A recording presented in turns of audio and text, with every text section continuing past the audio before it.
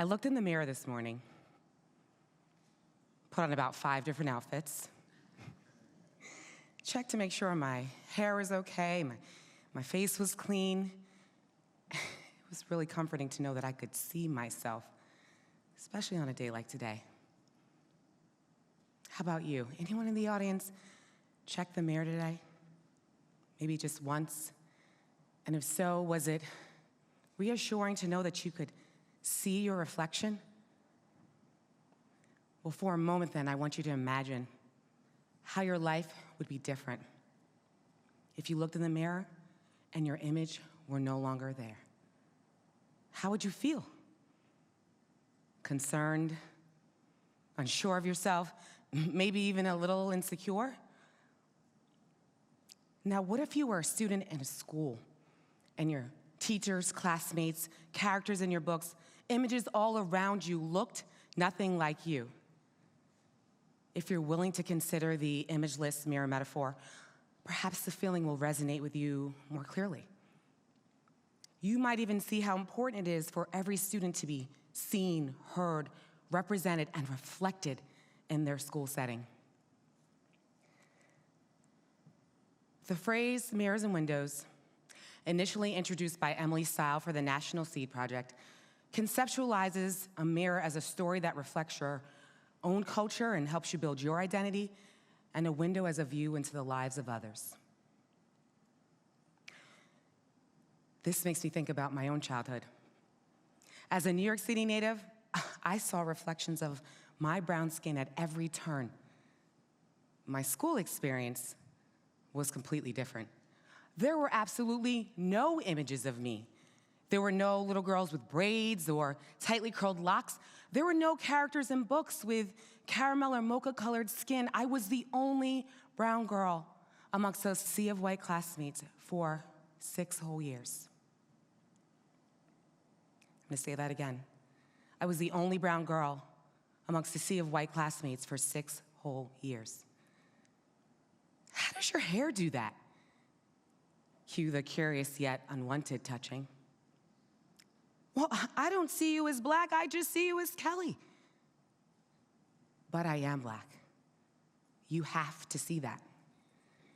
Although their intentions were good, during those years, not only was there nothing reflective of me, there were also no opportunities for my classmates to have a window into my life. More than 30 years have passed, and I stopped in my tracks when I heard my little son's voice echo the same sentiments I had years ago. Mom, I'm the only child with brown skin in my class. I heard his words, but they were more than just words. They are experiences I've had myself. As the memories of my childhood reverberated through my entire body, I was moved to help him understand that he too is an important part of his school community. Now, my initial idea was to start a support group for African American students, but other parents answered the call, and I soon realized that there were parents who organically understood the importance of every student's unique background being represented and reflected throughout the school. A shared vision of parents, teachers, and administrators would make this work, and we were a model for how a community can come together to ensure that every student is embodied in their school setting. So Cultural Heritage Day was one of our first signature events. Now I want you to picture parents and community volunteers sharing highlights about their country and students sauntering down the hall with passports in hand, getting ready to travel to different countries. A few stories about Ghana, West Africa, where my husband's family is from, and students were captivated. I mean, it was so clear how eager they were to learn about the great kings and queens of the Ashanti tribe and Ghanaian engagement ceremonies and children's day names. Yes, Ghanaian children each get names for the day of the week they're born. My children, Kojo, boy born on a Monday, Kwabena, boy born on a Tuesday, and Ya, girl born on a Thursday, were highlighted. And I left each session with children clamoring around me to learn their day names as well. Another sign that children are craving culturally focused lessons.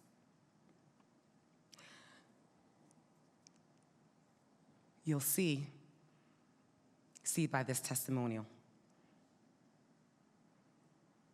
by the second grader that was able to experience that day. And not only is it important to highlight differences, sharing similarities is just as powerful. To share how Ghana and the US both have homes, malls, grocery stores, beaches, and so much more only further demonstrates that regardless of our differences, cultures almost always overlap. At the end of my final session, a student yelled out, "I'm moving to Ghana." Did my job, I guess. And I said, "You are, that's so awesome. You let me know when you plan to go." And just like that, I knew even if just slightly we had changed the lives of some of these students who had never been immersed in so many cultural conversations and experiences at one time. And it was a sudden realization for me that it does not take much. And I want to say this again, it really does not take much to incorporate diversity into our school day. Now I want you to picture students at an all-school assembly moving in step to traditional Bollywood dances on the Hindu holiday Holi. Sure, there were some students laughing and uncomfortable, but the majority of the students were engaged. And in 5 years, with more assemblies like this, there would be even less laughter and a sense of normalcy. Now, while the celebration and awareness of other cultures is key, we needed to have more challenging conversations to take this movement a step further. One parent asked, "When are we going to start talking about whether or not teachers are still teaching the age-old pilgrims and Indian story around the Thanksgiving holiday? Or why do we still celebrate Read Across America Day with just Dr. Seuss as the focus when there are so many other authors to highlight?" I was learning that diversity has many legs and it cannot be contained or measured. We needed to have conversations about what lessons were being taught, what books were in the classroom libraries, and what literature was displayed on library shelves.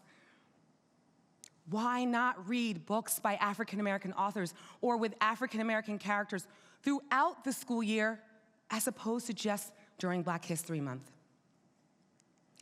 We could read a story called Princess Grace about a young African-American girl who wants to be a princess, but feels conflicted when she only sees images of Cinderella, Snow White, and Sleeping Beauty.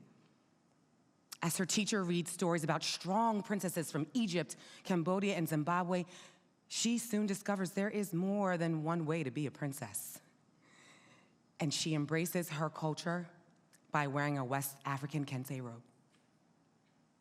How could we think about our Latino students outside of Cinco de Mayo and our Asian students outside of the Chinese New Year? How could we shift the narrative so that students who are perpetually left out are included and allowed to develop their own sense of pride, knowing in the end, it will benefit everyone? And diversity is more than just what children are learning. It is also about who they are seeing. It was status quo to have a flyer like this, only representing one group of students. And only when this was mentioned was the flyer changed. Some parents had stated that they didn't even notice there were no teachers of color until it was mentioned. Proof that people do not always notice the deficits in diversity when it does not directly affect them. So it is our duty to bring it into their consciousness, right?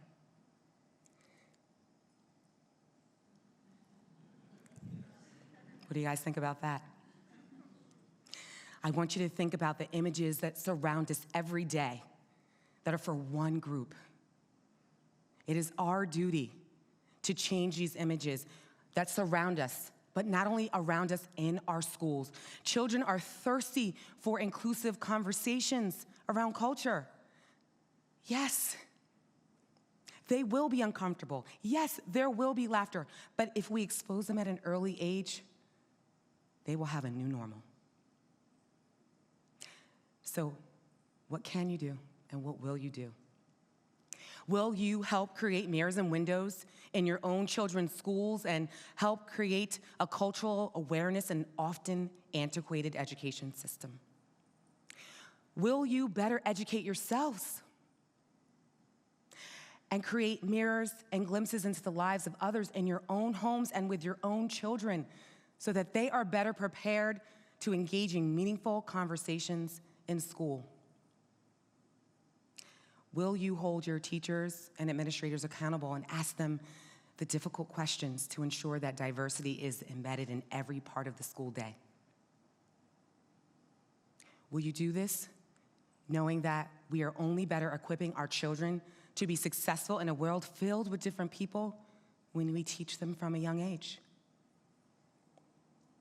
Will you do this tomorrow?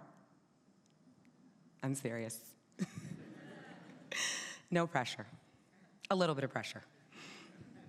But in all seriousness, if you're willing to do this, I want you to know that this is an ongoing and ever-changing journey. There is no box to check or goal that ends this process.